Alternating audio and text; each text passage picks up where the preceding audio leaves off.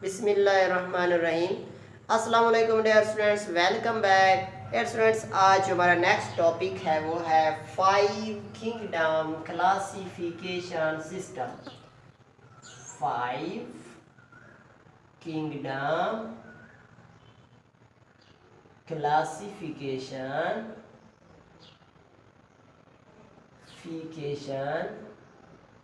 System.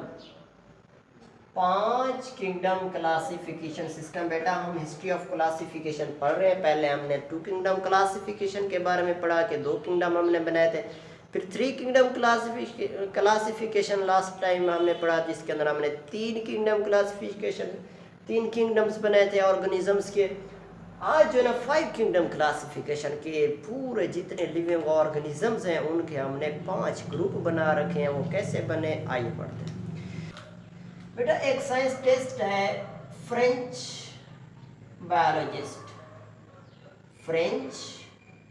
Biologist जिसका नाम है बेटा ई चैटन इसका नाम है, फ्रेंच बायोलॉजिस्ट है। इसने फर्स्ट टाइम क्या किया? फर्स्ट टाइम इंट्रोड्यूस मुतारिफ करवाया क्या बेटा? Terms of prokaryotes and eukaryotes.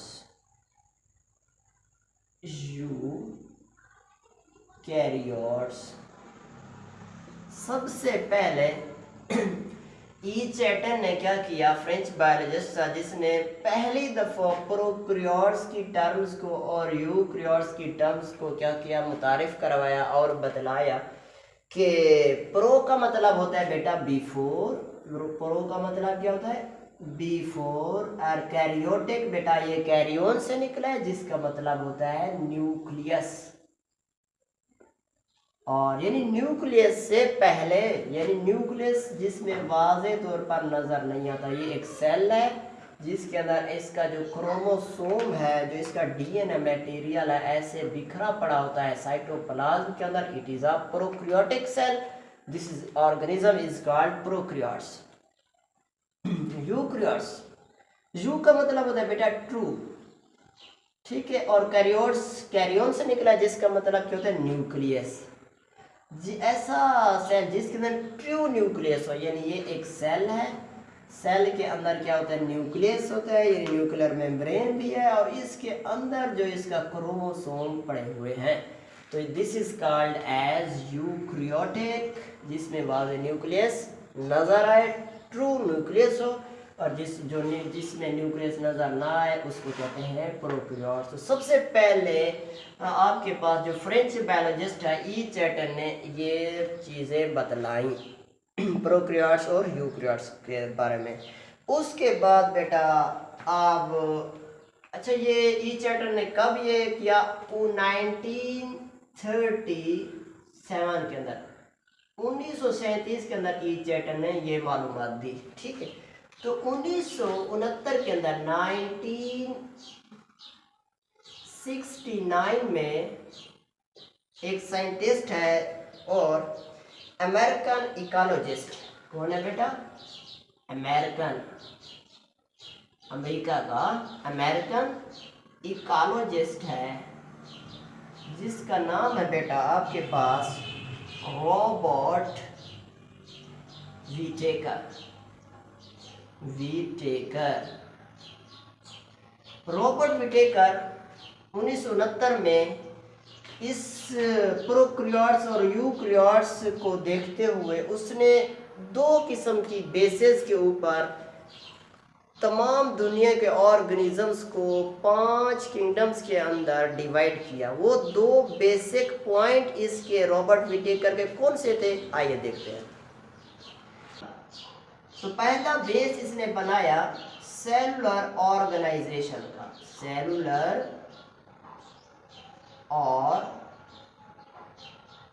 Organisation. दूसरा इसने बेस बनाया mode of nutrition, mode of nutrition. इन दोनों पॉइंट्स के ऊपर अमल करते हुए बेटा रॉबर्ट विटेकर ने पूरी दुनिया के ऑर्गेनिजम्स को 5 किंगडम्स के अंदर तकसीम किया, सेलुलर ऑर्गेनाइजेशन और मोड ऑफ न्यूट्रिशन के बेस बनाकर। कैसे बेटा देखते हैं। सेलुलर ऑर्गेनाइजेशन कि सेलुलर ऑर्गेनाइजेशन बेसिकली ऑर्गेनिजम्स कितनी किस्म के होते हैं आपके पास, 2 किस्म के होते हैं। एक आपके पास बेटा होते हैं 2 टाइप्स के होते हैं। एक आपके पास कौन से होते हैं, प्रोकैरियोट्स, प्रोकैरियोट्स, ठीक है।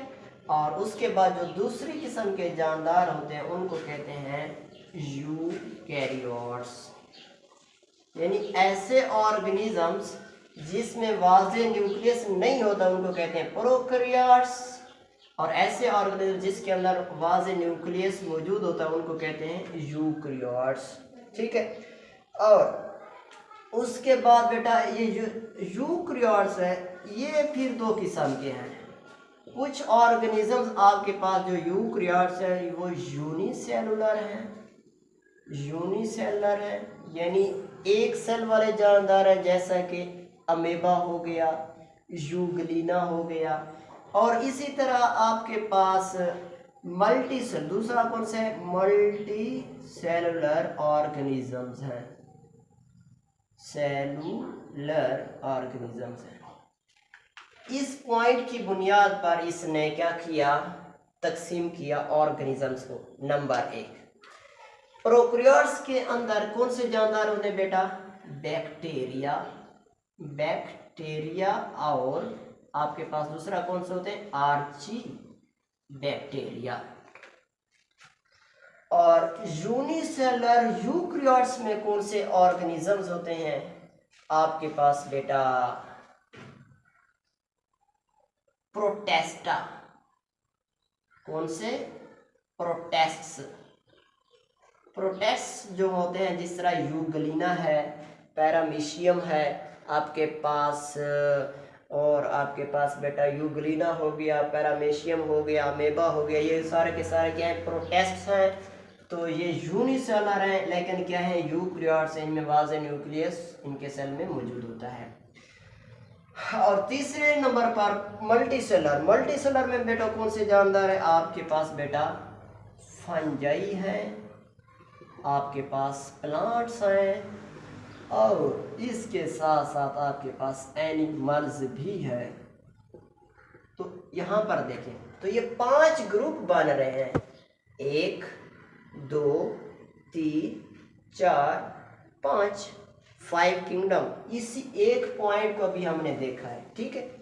अब दूसरा पॉइंट कौन सा है, मोड ऑफ न्यूट्रिशन, कि उसने कहा रॉबर्ट विटेकर ने कि मोड ऑफ न्यूट्रिशन के अंदर कि कुछ ऑर्गेनिजम्स जो है ना मल्टीसेलुलर जो होते हैं वो आपके पास फोटोसिंथेसिस करते हैं,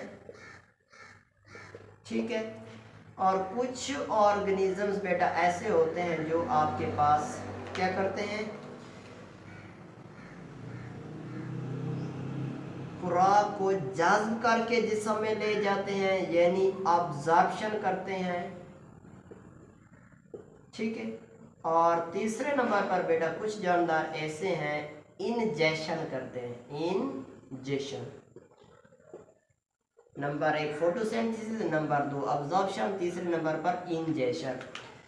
ऐसे जानदार जो खुराक रोशनी की मौजूदगी में बनाते हैं, आप फोटोसिंथेसिस प्रोसेस पढ़ चुके हैं लास्ट लेक्चर के अंदर कि ऐसा प्रोसेस जिसके अंदर क्लोरोफिल और रोशनी की मौजूदगी में कार्बन डाइऑक्साइड और पानी को इस्तेमाल करके अपनी खुराक तैयार कर लेते हैं, इसको बोलते हैं फोटोसिंथेटिक ऑर्गेनिजम्स। बेटा वो कौन से हैं, यहाँ पर आपके पास प्लांट्स हैं। कौन से ऑर्गेनिज्म हैं बेटा, प्लांट्स हैं, और दूसरे नंबर पर ऐसे जानदार जो खुराक को जज्ब करके जिस्म में ले जाते हैं, वो कौन से हैं? ये भी आप लोगों ने 3 किंगडम के अंदर पढ़ा है। वो कौन से आपके पास? फंजाई ऐसे जानदार हैं जो हेटरोट्रॉफ्स है, अपनी खुराक को जज्ब करके एब्जॉर्ब करते हैं डेड ऑर्गेनिज्म से और अपनी खुराक लेते हैं, ये फंजाई हैं। और तीसरे नंबर पर कौन से हैं बेटा आपके पास? इंजेक्शन, जो खाकर जिस्म में अपनी खुराक ले जाते हैं, यानी एनिमल्स क्या करते हैं बेटा? खुराक को खाकर एनिमल्स खुराक को खाने के, यानी ये किसकी अक्सर है बेटा? मल्टी सेलुलर ऑर्गेनिजम्स हैं। ये सारे कौन से हैं? मल्टी सेलुलर ऑर्गेनिजम्स हैं, जो कि हमने देखे हैं प्लांट्स, फंजाई और एनिमल्स। इन 2 पॉइंट्स को देखते हुए रॉबर्ट विटेकर ने 5 किंगडम बनाए। क्या कि प्रोटेस्टा के लिए किंगडम मोनरा बनाया, किंगडम मोनरा बनाया, ठीक है। और उसके बाद जो यूकैरियोट्स के अंदर जो यूनिसेलुलर प्रोटेस्ट्स हैं, उनके लिए किंगडम कौन सा बनाया? किंगडम प्रोटेस्टा बनाया। नंबर 1 हो गया यहाँ पर। नंबर 2 ये प्रोटेस्टा हो गया। और मल्टीसेलुलर जो ऑर्गेनिज्म है यूकैरियोट्स मल्टीसेलुलर, इनकी हमने 3 अक़साम बनी। ऐसे जानदार जो फोटोसिंथेसिस करते हैं वो प्लांट्स हैं, इनका कौन सा किंगडम बनाया? किंगडम प्लांटी बनाया, प्लांटी, ठीक है। और ऐसे जानदार जो खुराक को जज्ब करके जिस्म में ले जाते हैं उसको किंगडम फंजाई बनाया। और ऐसे जानवर जो खुराक को जज्ब करके जिस्म में ले जाते हैं एनिमल्स, उनका किंगडम एनिमेलिया बनाया। इसका क्या बनाया? किंगडम फंजाई बनाया। तो ये 5 किंगडम इस तरीके से रॉबर्ट विटेकर ने इन दोनों पॉइंट्स को बेस बनाते हुए 5 किंगडम्स बनाए। इसके बाद बेटा इन 1988 में 2 साइंटिस्ट हैं जिसके नाम है बेटा मार्गुलस और श्वार्टेज। ये 2 साइंटिस्ट थे, बॉटनिस्ट थे, साइंटिस्ट थे। तो इन्होंने बेटा थोड़ी सी 5 किंगडम क्लासिफिकेशन के अंदर मॉडिफिकेशन की।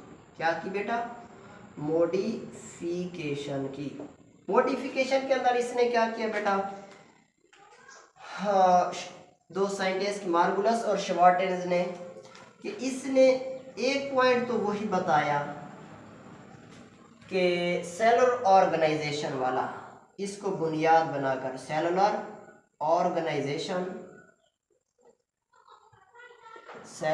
ऑर्गेनाइजेशन, ठीक है। और उसके बाद दूसरा पॉइंट बुनियाद किस चीज़ का है? Mode of nutrition, mode of food कह दे, मोड ऑफ न्यूट्रिशन, ठीक है। ये 2 पॉइंट्स के साथ साथ इसने एक और तीसरा पॉइंट्स भी बेस बनाया, उसका नाम है बेटा जीनेटिक्स।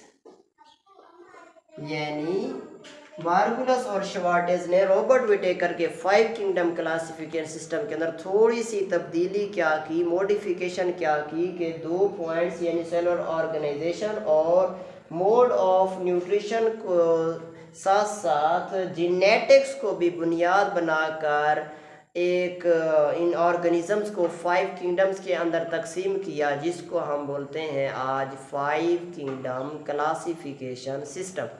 तो बेटा लेकिन इस साइंटिस्ट ने यानी इन साइंटिस्ट दोनों ने, मार्गुलस और श्वार्टेज ने, रॉबर्ट विटेकर के जो किंगडम, लेकिन रॉबर्ट विटेकर ने जो 5 नाम किंगडम्स के रखे थे, kingdom Monera, kingdom Protista, kingdom Fungi, kingdom Plantae, kingdom Animalia, इन 5 ग्रुप्स के नाम तब्दील नहीं किए, बल्कि 5 के 5 नाम वही रख दिए। मार्गुलस और श्वार्टेज ने वही रख दिए जो रॉबर्ट विटेकर ने बतलाए थे। किसने बतलाए थे? रॉबर्ट विटेकर ने बतलाए थे। अपनी तरफ से कोई तब्दीली नहीं की, सिर्फ एक मॉडिफिकेशन क्या की कि जेनेटिक्स को बुनियाद बनाया। क्लियर? डियर स्टूडेंट्स, मिलते हैं नेक्स्ट लेक्चर के अंदर। तब तक के लिए अपना ख्याल रखिएगा। अल्लाह हाफिज़।